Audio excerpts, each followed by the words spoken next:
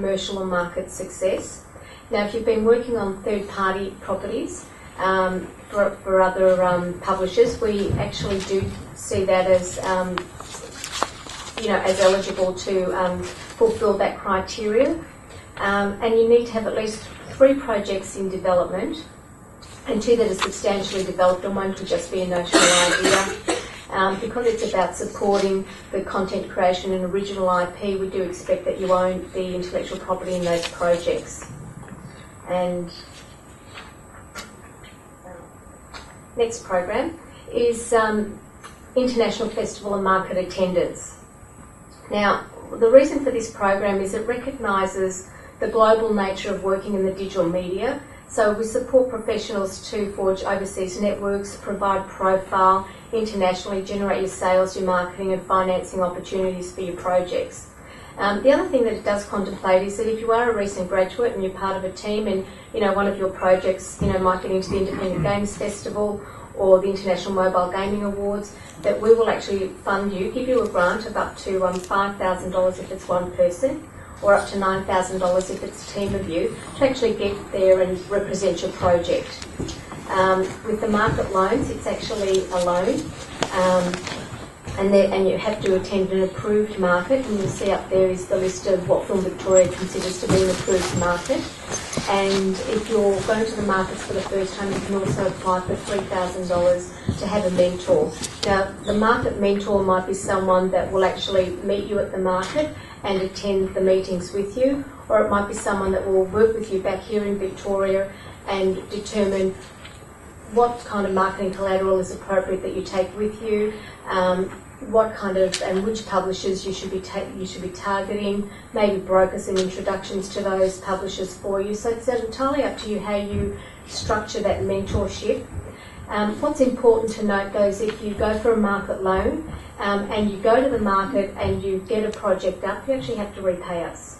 So it's important, and similarly, and in fact I failed to mention that too with the business support project, is it's a loan if you're going for business support of $35,000, and once you've repaid half of that back to Film Victoria, and you usually repay it by getting projects up and commercially viable, then you can come back and apply for another business support loan. So a lot of what we do here at Film Victoria is investing in projects, because it's through investment and that we then get those funds back and then reinvest into the industry. And it's also just about ensuring that it's common business practice, So for us, we do it from developing a business point of view, so it's not just a handout grant.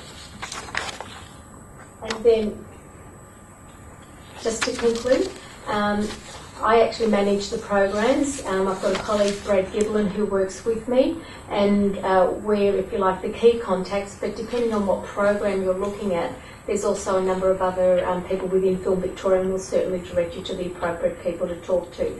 So there are contact details if you do want to be in touch and discuss funding opportunities. And I think the other thing, just to conclude, is to say that we have been offering these programs now for 4 years.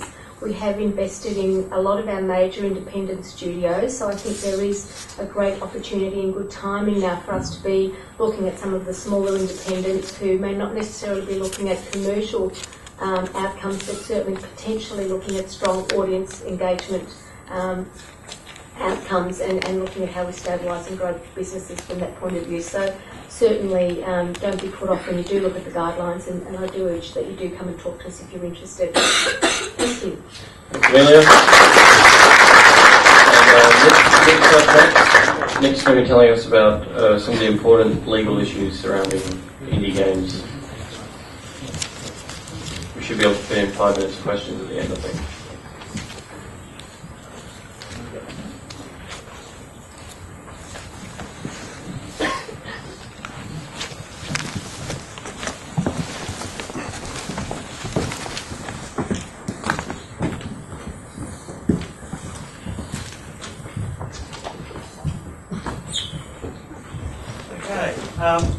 Thank you. They've asked me to talk today about the top 5 legal issues for independent game developers. They've given me 15 minutes. but so it's going to be super high level. But any time you get a lawyer talking to you and they're not charging you is a pretty good situation to be in. So enjoy it while you can. The first couple of issues I'm going to talk about, in fact the first 3 of the 5 issues, are all about intellectual property, because game development's a process where hopefully you end up with something. And of course the question legally is, well, what do you end up with? What's that asset that you end up with as a result of the process? And that's the whole value behind your company, is the intellectual property assets that you have. So it's important that you identify them and that you know what you have and that you know what you can do with what you have. So the first question, the first issue is to sort of be aware of how to protect your game intellectual property. And there's several ways you can do that. Copyright's the main one. And the thing about copyright is that it's free as in beer, not free as in speech, but it's weak, so it's shallow. So you don't have to do anything, you don't have to pay a fee to get copyright. It exists as soon as you create something, but it doesn't protect against independent invention. It just protects against someone copying. And it exists in the expression of what you produce. So it exists in your source code and your object code, so it stops a pirate coming along and just burning a copy. Obviously script as well. It exists in text, graphics, artwork, photos, music, sound recordings, video recordings, databases, all that stuff. But it exists in the expression of what you produce. So unless someone comes along and takes pretty much exactly what you've done, or very, very nearly exactly what you've done, it's not going to help you much. But you need to think about, okay, well, what are the elements in my game that are protected by copyright? You've obviously got code, but think about the music and think about the sound recordings of the music as opposed to just the musical work. Think about the databases or data structures that you might have underlying the game. Think about the artwork and that sort of thing. Also think about technological protection measures, DRM. We all hate DRM when we're the user of the content, but the Copyright Act now has quite strong protection against circumvention of technological protection measures. So that's a way to, a practical measure to protect your assets. Patents probably not going to be as relevant as often. It's strong, but it is expensive. You need to pay yearly fees to keep it up, so you only keep it up for as long as it's useful.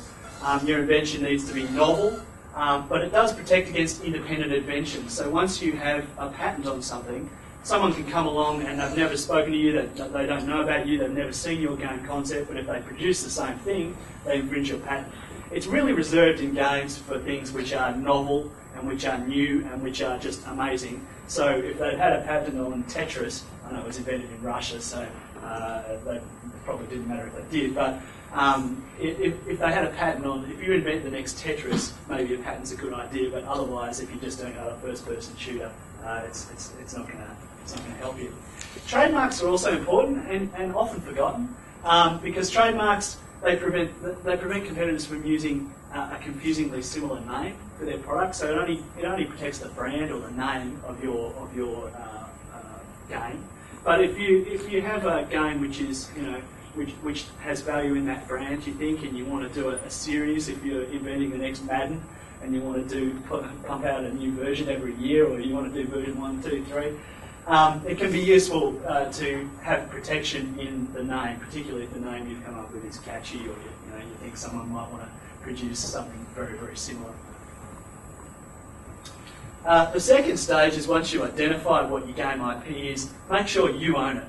That sounds incredibly trite, but it's surprising how often people don't get ownership of IP sorted out before they actually create valuable works, because that's the best time to do it. If you leave it till afterwards, if you've got your game and you're all ready to publish, and then you think, oh, hang on, do we actually own all the copyright in this game, or is it owned by all the developers that we got to work on it as they went through? That's the worst time to try and get ownership, because then you have something of value, and those developers know you have something of value, and they might say, well, sure, I'll assign copyright if you come to the party and cross my palm with silver. The most important and the most misunderstood rule in copyright law is this, and this is probably the most important thing I'm going to say today. is that you need to know what's the difference when you employ someone to